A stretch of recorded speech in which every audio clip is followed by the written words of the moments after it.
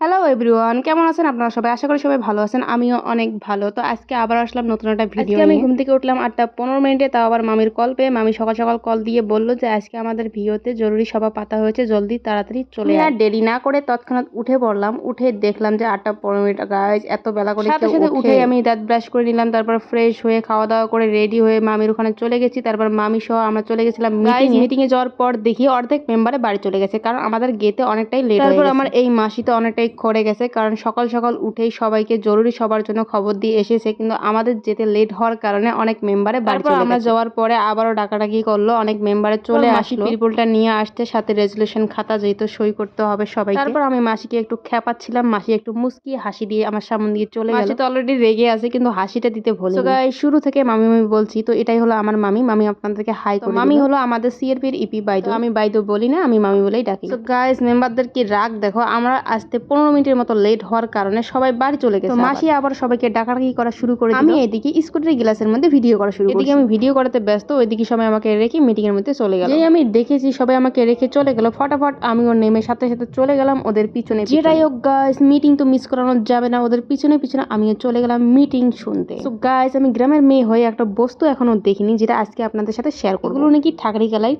এইভাবে বয়, আমি জানতাম না, আজ দেখলাম। আমি আস্তে আস্তে মিটিং শুরু হয়ে গেছে, দেখতে পাচ্ছেন গাইস অনেক মেম্বার এসে গেছে, বাকিরা এখনো আসছে, যেগুলো রিটার্ন গেছে ওগুলো আবার আসতেছে, যেহেতু অল্প দূরে দূরে সবার বাড়ি, আস্তে আস্তে একটু লেট হবে। গাইস মামি আলোচনা করে নিচ্ছে যে কি বিষয় নিয়ে মিটিংটা পাতা হয়েছে, কি সেই জরুরি সভা, সেটা বিষয় নিয়ে সবাইকে বুঝিয়ে দিচ্ছে। এই জরুরি সভাটা আজ প্রত্যেকটা ভিউতে হবে। এই ভিউতে জরুরি সভাটা শেষ হওয়ার পর অন্য আর একটা ভিউ আছে, যেখানে গিয়ে মিটিংটা করতে হবে। এই ভিউতে সবটাই বুঝিয়ে দেওয়ার পর আমরা চলে গেছিলাম আর একটা। এখানেও মামি সেম সবাইকে বুঝিয়ে দিচ্ছে মিটিংটার বিষয়, জরুরি সভাটা কি কারণে ডাকা হয়েছে, সবটাই বুঝিয়ে দিচ্ছে সব মেম্বার। এখানে মিটিংটা শেষ করার পর আমরা চলে গেছিলাম ব্যাংকে আমার একটা কাজ ছিল, আর মামি গেছিল চেক জমা করতে, অনেক মেম্বারের লোন ছিল। আমি যে কাজের জন্য ব্যাংকে গেছিলাম, তো ম্যানেজারের সাথে কথা বললাম, ম্যানেজার বললো একটু লেট হবে, তুমি একটু ওয়েট করো। গাইস ব্যাংকের ভিতরে আমি বসে বসে ওয়েট করছিলাম, আর এদিকে মামি সব চেক জমা করে ব্লকে চলে গেছেন, কারণ মামির ব্লকে অনেকটাই কাজ রয়েছে, সেখানে চলে গেছে। গাইস এখানে একটু ওয়েট করার পর আমি যে কাজের জন্য আসছি সেই কাজটা আমার হয়ে গেছে, তারপর আমি চলে গেছিলাম সিএলএফ অফিসে। তো গাইস এটাই হলো আমাদের সিএলএফ অফিস, আর এখানে সব বাইদরা বসে আছে, কারণ যারা যারা মিটিং করলো সবার সিগনেচার গুলো আজ জমা হবে। গাইস আমি ব্যাংকে যখন এসেই পড়েছি, ব্যাংকের পাশে আমাদের অফিস, তাই এসে একটু ঘোরাঘুরি করে চলে গেলাম। আজ আমাদের বাইদো খুবই বিজি, কারণ সবগুলো ভিওর সিগনেচার গুলো ফাইল করে পাঠাতে হবে। আমাদের অফিসটা বাড়ি থেকে একটু দেখিয়ে দিচ্ছি, এটাই হলো আমাদের সিএলএফ অফিস। অফিসের বাইরে আমি একটু ভিডিও